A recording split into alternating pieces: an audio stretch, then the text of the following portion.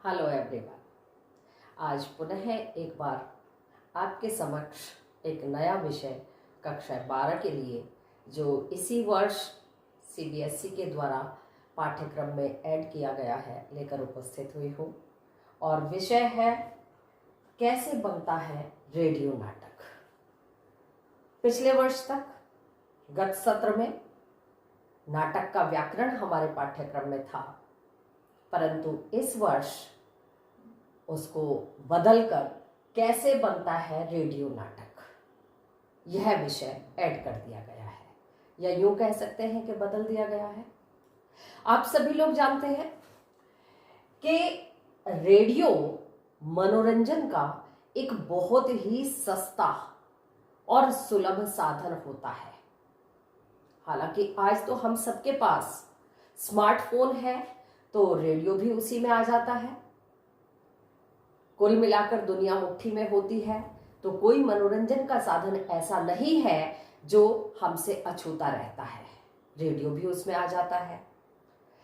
पर कुछ दशकों पहले तक रेडियो आम जन समुदाय का एक मनोरंजन का बड़ा साधन माना जाता था। सभी घरों में प्रयोग में लाया जाता था। पहले तो बल्कि बहुत बड़े बड़े रेडियो हुआ करते थे जो बिजली से चलते थे, फिर सेल वाले आने लगे, फिर उसका साइज घटता चला गया, पॉकेट वाले हो गए, छोटे होते चले गए। अब दुनिया मुट्ठी में होने के कारण मोबाइल में सारे साधन हमारे पास हैं, हम रेडियो भी सुन सकते हैं।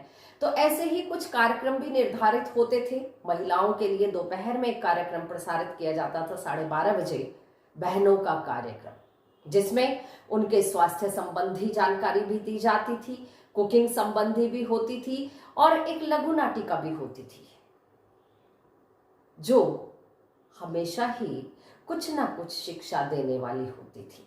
विषय पर आते हैं रेडियो का नाटक और उसकी महत्ता।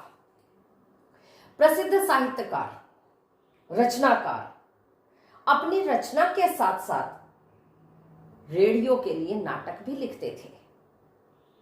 हिंदी तथा अन्य भारतीय भाषाओं के नाट्य आंदोलन के विकास में रेडियो ने एक अहम भूमिका निभाई है। हिंदी के कई नाटक जो मंच पर बेहद कामयाब रहे हैं, सफल रहे हैं, मूलतः वे रेडियो के लिए ही लिखे गए थे। इनमें धर्मवीर भारती जी, जिनका प्रसिद्ध उपन्यास है गुनाहों का देवता, उनके द्वारा लिखा गया अंधा युग, और मोहन राकेश जी के द्वारा लिखा हुआ आषाढ़ का एक दिन अहम या श्रेष्ठ उदाहरण है। रेडियो नाटक कैसे लिखे जाते हैं? रेडियो नाटक को लिखते समय सिनेमा और रंगमंच की भांति चरित्र, उनके पात्रों को ध्यान में रखा जाता है। इन चरित्रों को आपसी संवाद तालमेल होता है। इन्हीं संवादों के माध्यम से कहानी आगे बढ़ती जाती है, क्योंकि रेडियो पर जब नाटक प्रस्तुत किया जाता है तो उसमें दृश्य नहीं होते, केवल ध्वनि होती है। जबकि हम टीवी पर, सिनेमा में या थिएटर में कोई नाटक देखते हैं तो वहां दृश्य भी सम्मिलित होते हैं, तो कहानी स्वतः ही समझ में आती चली जाती है। परंतु रेडियो में जब हम नाटक सुनते हैं तो उसमें सबसे अहम होता है संवाद। संवाद के माध्यम से ही कहानी समझ में आती है, कहानी आगे बढ़ती जाती है। तो उन्हीं पर विशेष बल दिया जाता है और महत्वपूर्ण भूमिका निभाते हैं, क्योंकि संवाद, क्योंकि रेडियो नाटक में दृश्य तो होते नहीं है, संवाद ही संवाद होते हैं।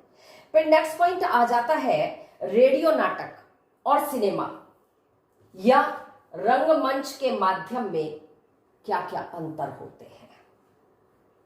सिनेमा तथा रंगमंच में दृश्य और श्रव्य दोनों माध्यम होते हैं, जबकि रेडियो में केवल श्रव्य माध्यम होता है, यानी ध्वनि होती है, जिसके माध्यम से हम पूरी कहानी को, रेडियो के नाटक को, पूरी कहानी को समझ सकते हैं। इसीलिए रेडियो नाटक का लेखन अन्य माध्यमों के लेखन से भिन्न होता है और थोड़ा मुश्किल भी होता है। इसमें सब कुछ संवादों और ध्वनि प्रभावों के माध्यम से ही दर्शकों तक संप्रेषित किया जाता है, उन तक पहुंचाया जाता है। हां, कहानी का ढांचा, शुरुआत और अंत, अर्थात कहने का तात्पर्य है कि परिचय, द्वंद्व, समाधान, सब कुछ अन्य माध्यमों की तरह ही रेडियो में भी होता है। पर यह सब कुछ जब प्रस्तुत किया जाता है तो उसमें केवल आवाज होती है, ध्वनि होती है। दर्शक सुन सकते हैं, देख नहीं सकते हैं। नेक्स्ट पॉइंट आता है रेडियो नाटक के लिए कहानी। रेडियो नाटक के लिए कहानी लिखने के लिए कहानी मौलिक होनी चाहिए, हमारी अपनी मौलिक रचना होनी चाहिए या किसी स्रोत से ली गई हो। वैसे तो आप जानते हैं कि कोई भी कहानी हो या कोई भी साहित्यिक रचना हो, उसमें कोई पात्र होगा, कोई घटना होगी, कोई विचार होगा, तभी वह साहित्यिक रचना बन सकती है। अन्यथा बेसिर पैर का तो कोई भी कहना चाहिए कि एक इंसिडेंट बन सकता है, पर साहित्यिक रचना नहीं बन सकती है। इसलिए उसमें निश्चित रूप से कोई घटना, पात्र या विचार आवश्यक होता है, जिसको बेस बनाकर, केंद्र में रखकर आगे कहानी की रचना या साहित्यिक रचना बनाई जाती है,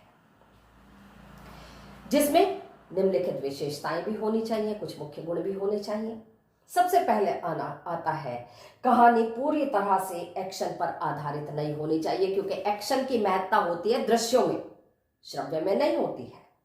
क्योंकि रेडियो नाटक पर यदि ध्वनि ज्यादा होगी या नाटक जो है ज्यादा ध्वनि पर आधारित होगा, एक्शन होगा, तो दर्शकों के, श्रोताओं के लिए वो उबाने वाला होगा, बोर करने वाला होगा। दिखाई तो देगा नहीं, क्योंकि एक्शन जब दिखाई देता है तो उसका आनंद तभी लिया जा सकता है, सुनाई देने में उतना मजा नहीं आता है।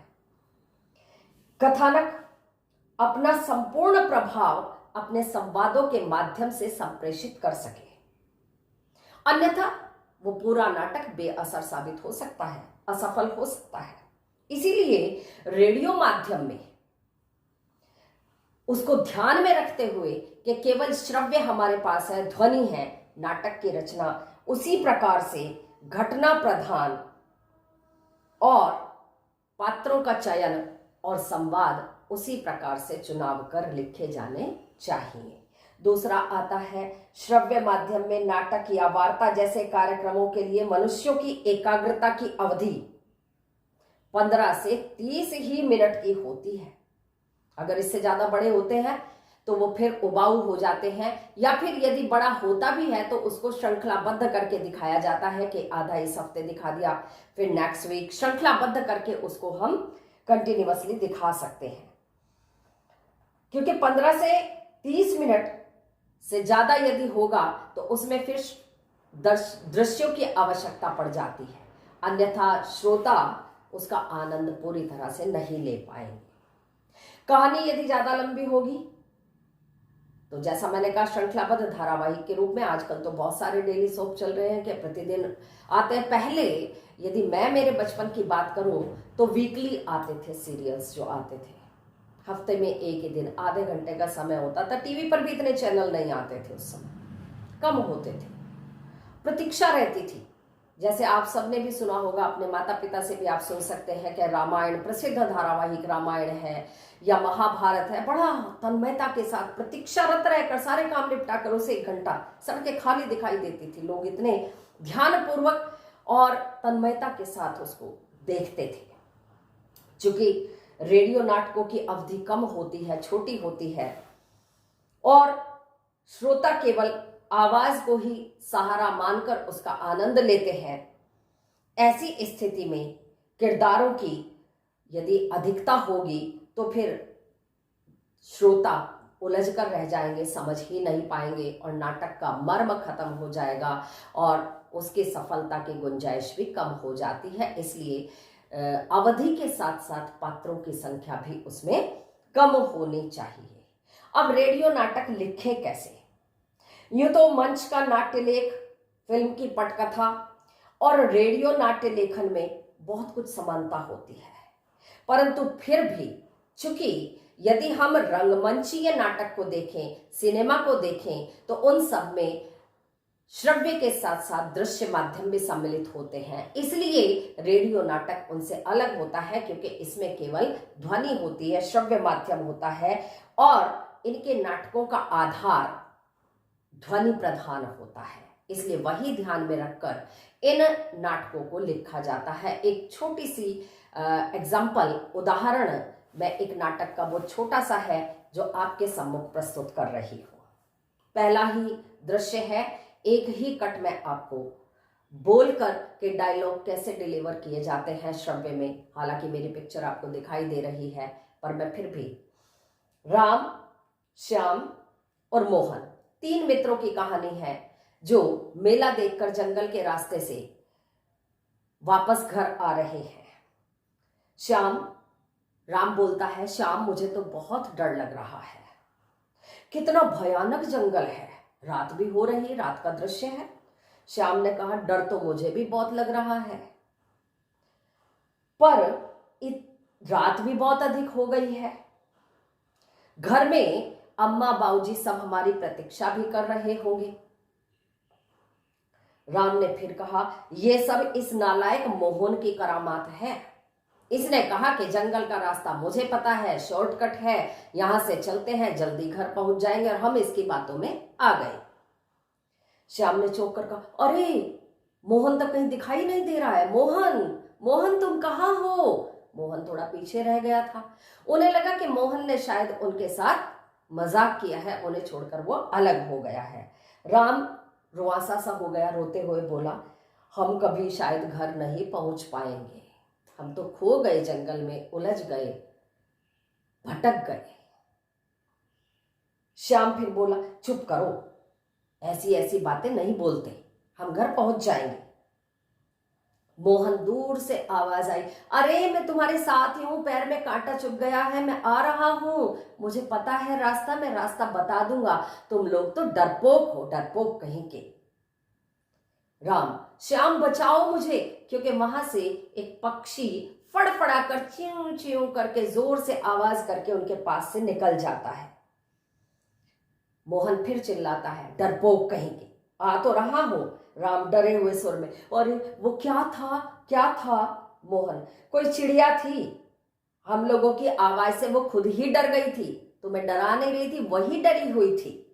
श्याम, मोहन रास्ता भटका दिया, अब तो लगता है तुम हमें खामखा बहादुरी दिखा रहे हो और हमें घर पहुंचने में समय लगेगा। मोहन कहता, घबराओ मत, मैं तुम्हारे साथ हूं, मुझे रास्ता पता है, आओ मेरे साथ, इधर से हम घर चलते हैं और अभी 5 मिनट में हम घर पहुंच जाएंगे। सो स्टूडेंट्स, इस अंक में यहीं तक, अगले अंक में नए विषय के साथ आपके समक्ष आऊंगी। धन्यवाद।